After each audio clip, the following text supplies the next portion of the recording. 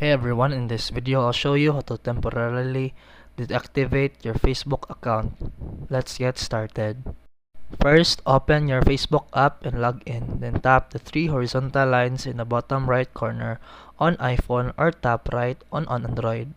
Then scroll down and tap Settings and Privacy, then choose Settings. Next, you scroll down and go to Account Center section, then tap Personal Details and Account Ownership and Control.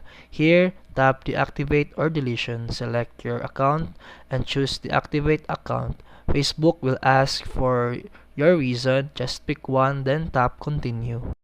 Then review the info, then set how long you want your account to deactivate if Facebook gives you that option, and then tap Deactivate My Account, then done. And that's it for today's video. If you found this helpful, please like and subscribe for more videos. See you in the next one.